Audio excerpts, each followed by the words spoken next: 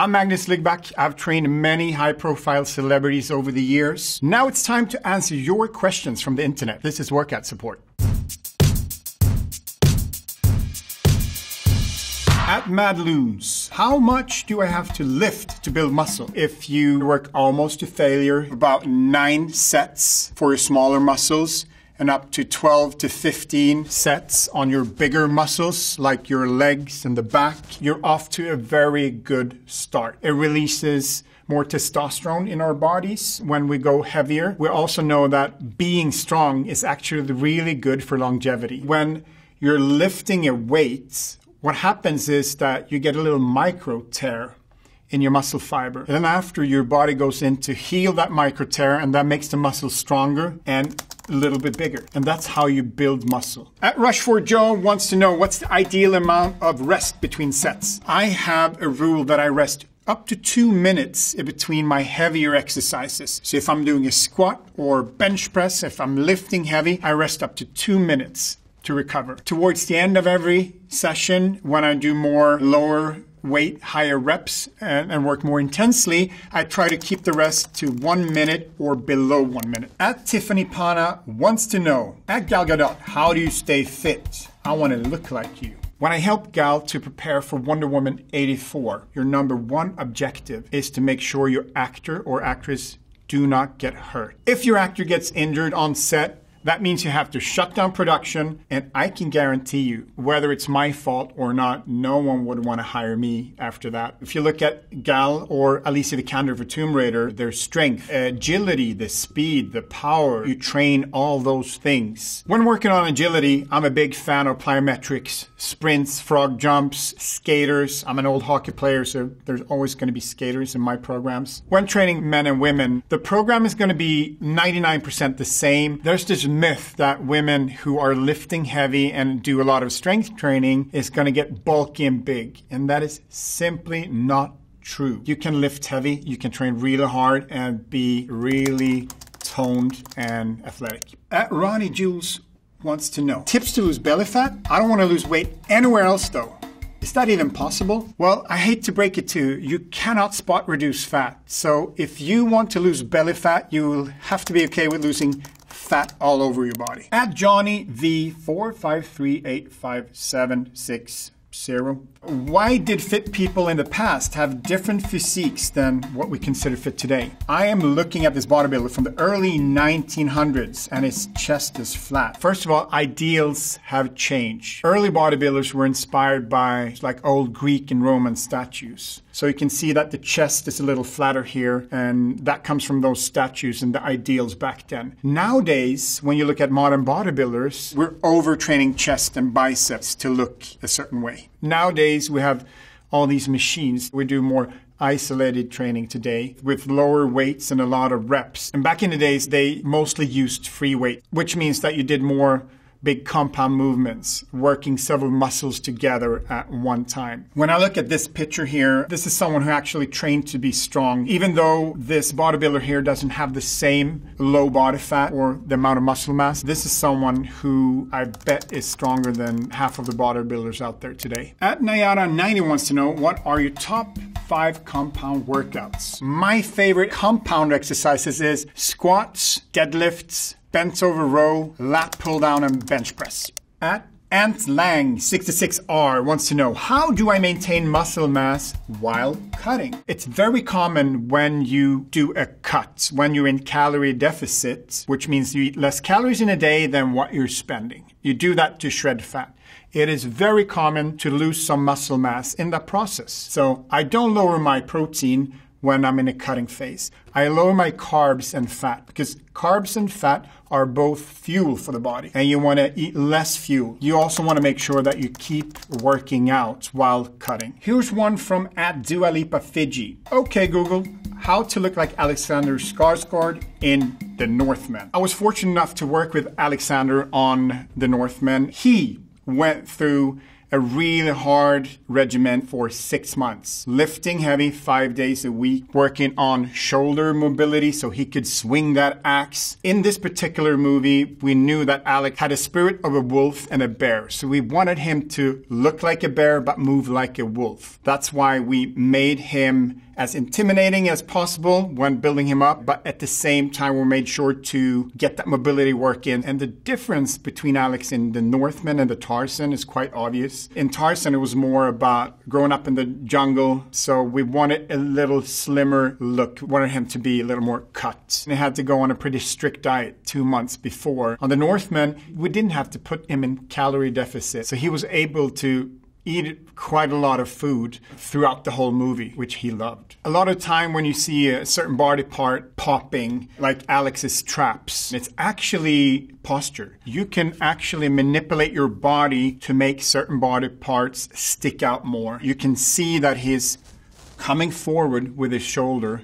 That will automatically raise his traps up. Don't get me wrong, we did work the traps, but we didn't work them more or harder than any other part in the body. At Dailyland is asking, what's a good pre-workout routine that takes no more than 5 to 10 minutes? The most important thing about a pre-workout workout, a warm-up, is that it gets your heart rate going, makes you sweat a little, and that it warms up the muscles that you're about to work. If I'm working my lower body, I might do an exercise like this, even use a little box that you can do toe touches on. So it's really up to you, but try to activate the body part that you're working out after. At Portia Whitmore is saying, at Magnus Ligback, your legs are stunningly hot. How do you do that, Magnus? I have a sign in my gym that says, friends, don't let friends skip leg day. It is super important to have strong legs because they are going to carry you around for the rest of your life. The different glute muscles, the hamstring, the quad on the front side, calves, work your slow twitch and fast twitch fibers. Fast twitch are super important if you want to be fast and explosive. So I do sprints, I do skaters, and I do a lot of plyometrics. And a couple of my favorite exercises to build muscle mass and work my slow twitch is leg press, deadlifts, and goblet squats. And we can throw in some lunges there as well. At Who Is Lexi Anyway is saying, can someone please help me with counting my macros? I want to lose fat and gain muscles. So what's my ratio? When it comes to looking at macros, you should be eating about 30 to 40% protein and the rest 60-70% fat and carbs. Because you don't want to overeat fat and carbs if you want to lose weight. So if you want to gain muscle mass, it's crucial that you hit your targeted protein. My recommendation is that you eat 1 gram of protein per body weight total in a day. So a person who's 180 pounds should aim for about 180 grams of protein total in a day. At Jade Nicole 5 wants to know, counting macros versus counting calories. Help a girl out. Well, here's the answer. Both.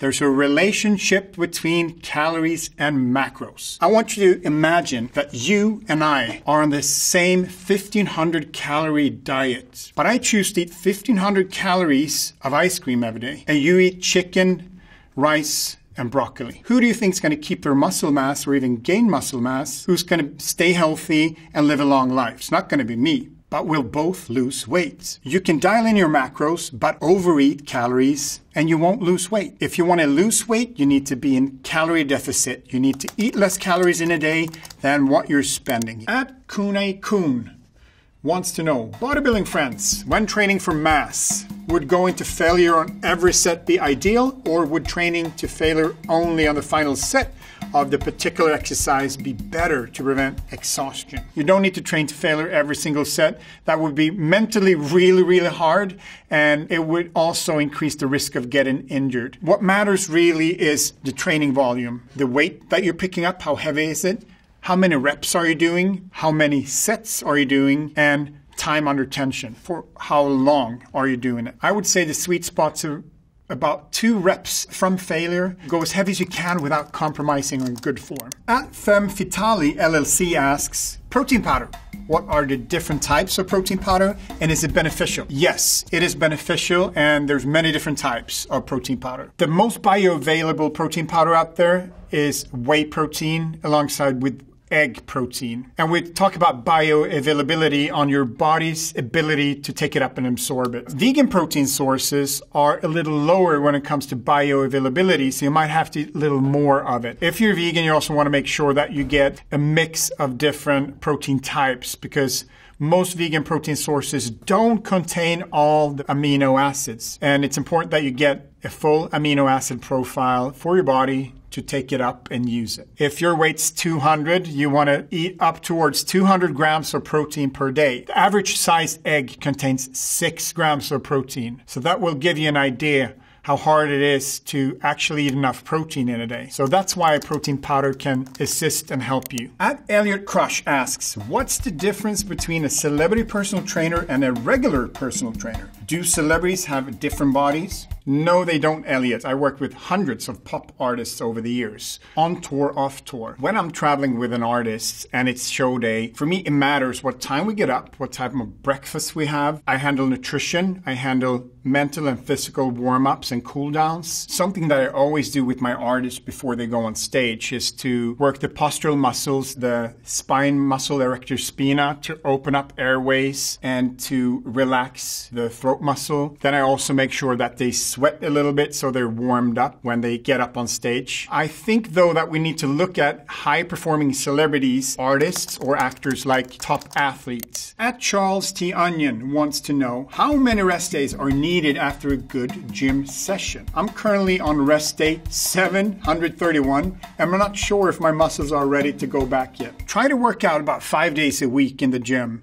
No more than 6, but at least 3 times. Another rule of mine is that you don't work the same muscle group 2 days in a row. Allow the muscle group that you've been working on to rest and recover for at least 48 hours.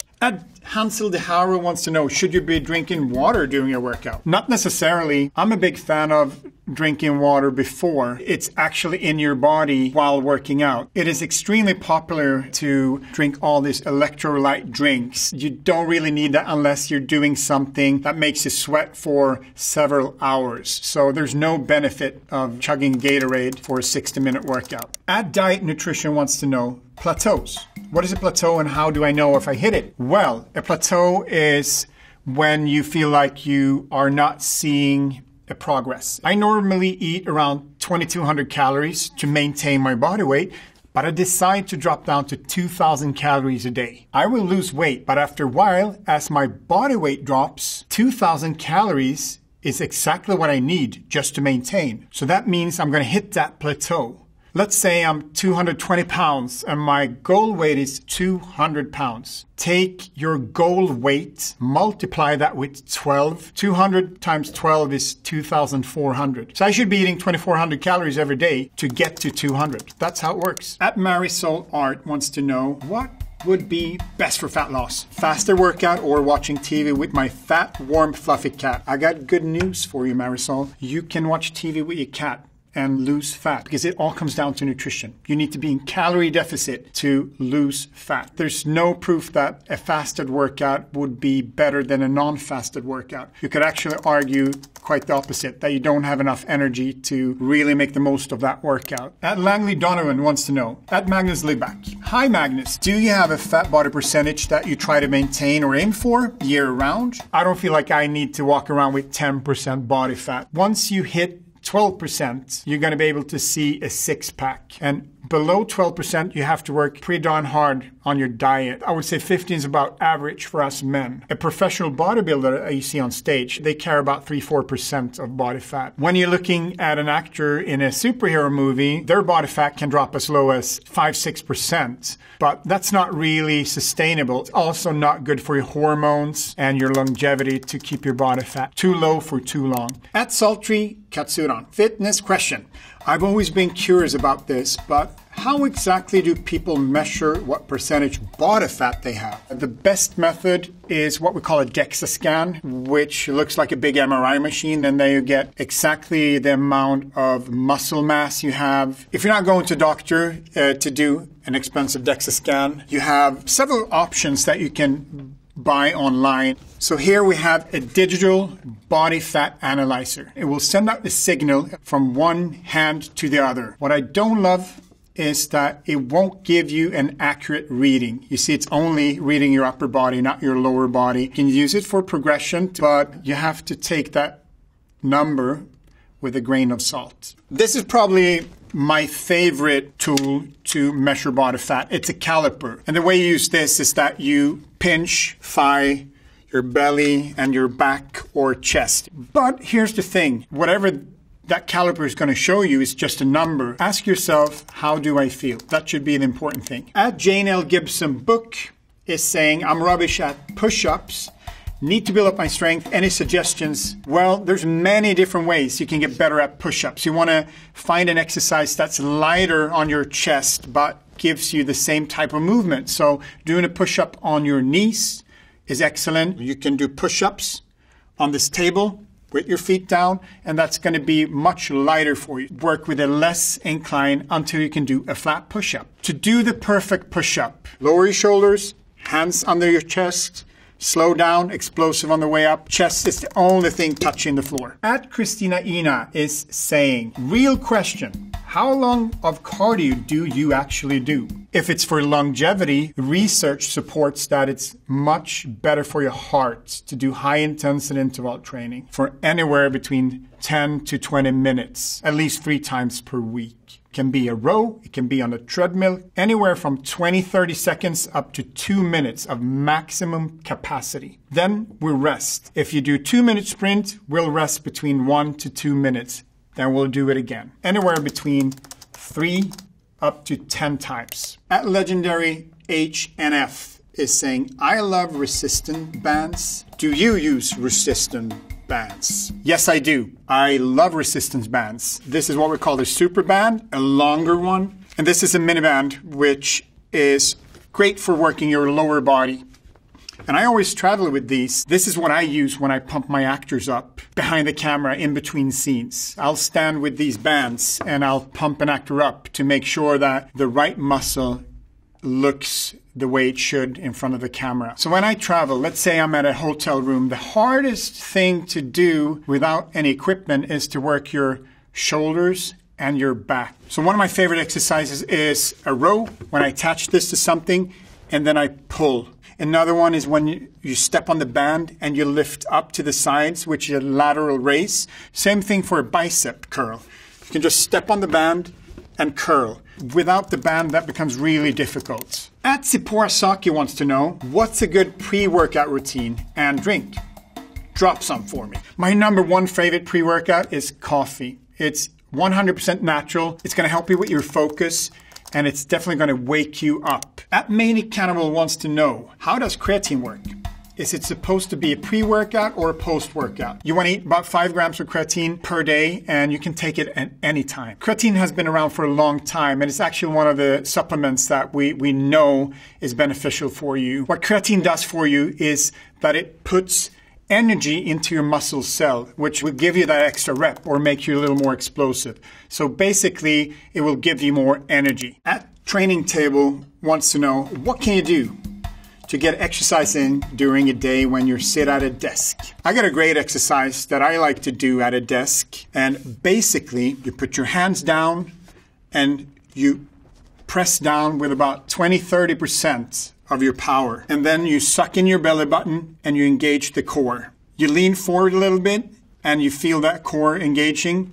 And then you hold it for 30 to 60 seconds. And this is actually working your spine and your core. And this is what we call an isometric exercise, which means it's static. At Everyone H8 Manny wants to know, what's your favorite post-workout routine for recovery? My favorite post-workout routine for recovery is laying on the couch and watch a movie.